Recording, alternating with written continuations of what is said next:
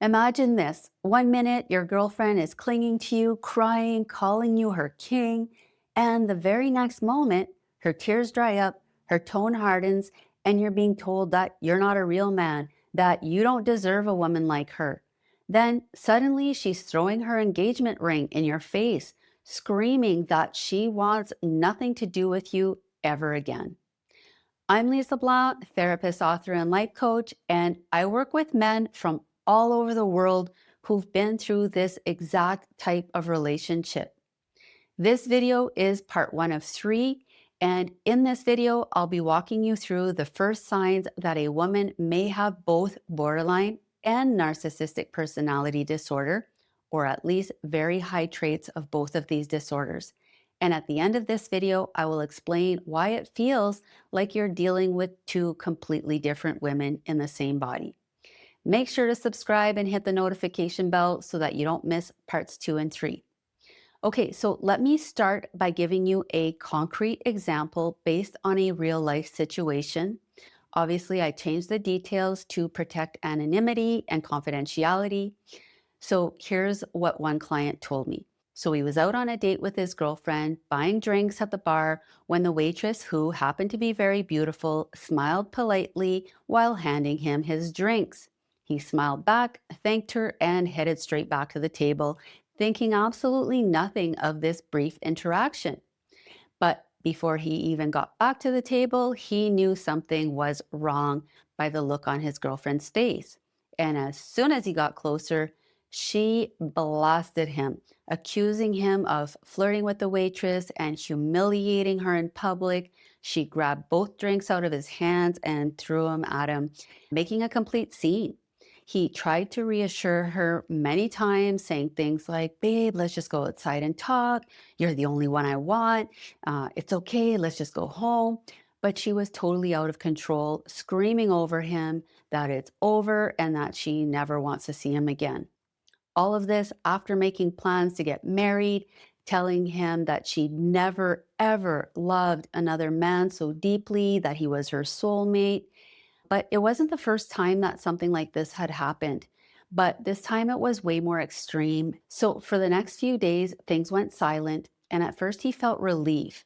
But that relief soon turned into withdrawal. And he found himself ruminating and missing her deeply. So he decided to take a trip to try to clear his head. And while he was away, the messages from her started pouring in. Desperate apologies, tearful promises to change, raw panic about losing him forever. She begged him to come back and give her another chance, expressing genuine emotions that he thought even the best actress in the world wouldn't be able to fake. And the truth was, he was still in love with her. He felt a connection with her that he'd never felt with anyone before either.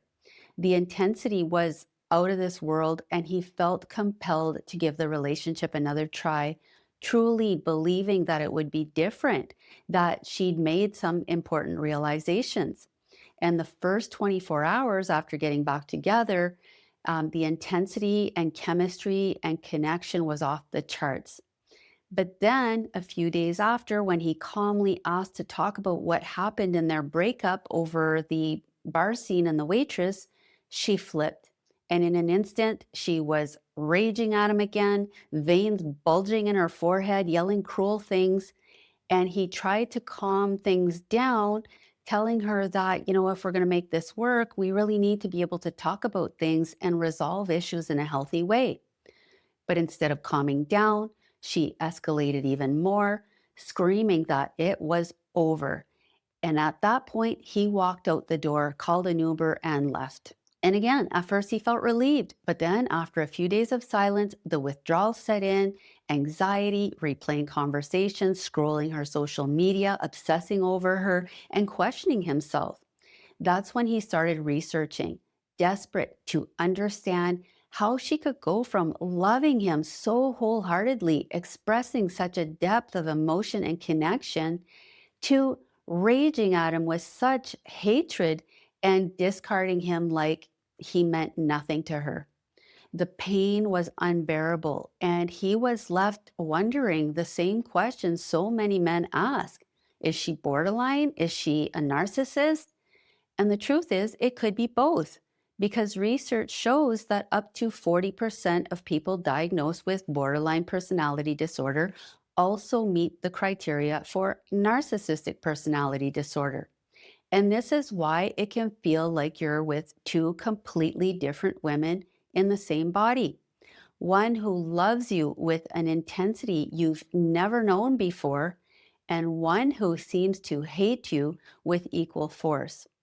So let's look at what's really going on, starting with the first sign, which is identity whiplash. With borderline only, her sense of self is unstable and it's constantly shifting. She's like a chameleon, mirroring the people she's attached to. So she is trying to merge with you. She needs your guidance and she doesn't know who she is. She's lost. And this isn't a calculated strategy. It is driven by that inner emptiness and that unstable sense of self. With narcissism only, the self is carefully crafted. It's a rigid mask built to control how others see her and to conceal shame. With both disorders together, one minute she's lost and searching for who she is, asking for your help, and then next she's fiercely protecting her mask and punishing you for challenging it. That swing between desperate dependence and wanting to fuse with you and punishing defensiveness explains how she could go from clinging and vulnerable one moment, calling you her God, her soulmate, and then coldly detaching and punishing you the next, wanting nothing to do with you. Sign number two is emotional whiplash. So, with borderline only, the fear of abandonment is incredibly intense, and so is the fear of being engulfed. Her emotional brain floods, and in a flash, you can go from hero to villain. Her attacks are often cruel, cutting, and deeply personal, but they're driven by pure panic and emotional flooding. When it's narcissism only, the trigger is shame and fear of exposure.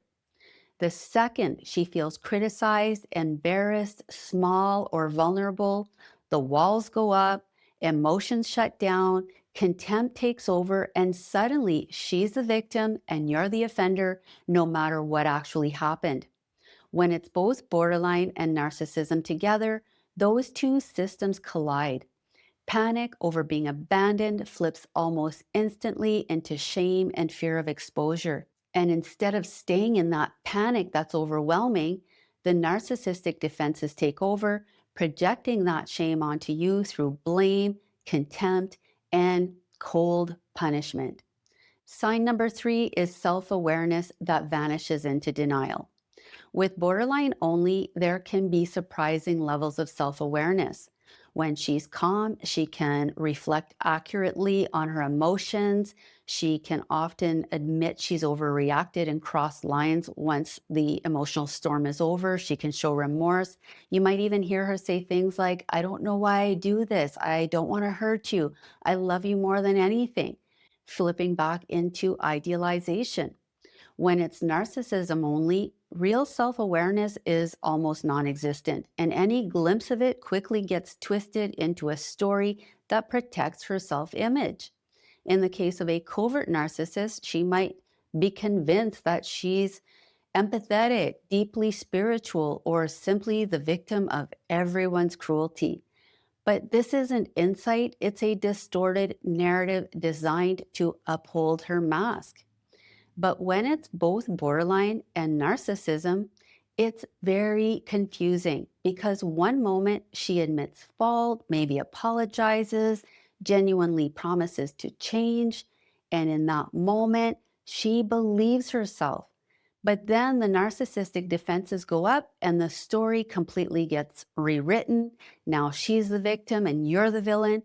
And this is exactly what happened in my client's situation. Her apologetic messages gave him hope, but when he calmly tried to talk about the issue, her remorse vanished, the narrative completely flipped, and he was punished for even trying to bring it up and resolve it on that deeper level.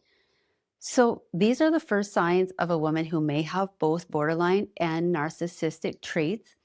But here's the thing, the story doesn't end here. If you've ever been left wondering why she disappeared and whether she'll ever come back, you don't want to miss part 2. So take a moment to subscribe and hit the notification bell so that you don't miss it. And to learn more about the differences between narcissistic personality and borderline personality disorder, click on the link above.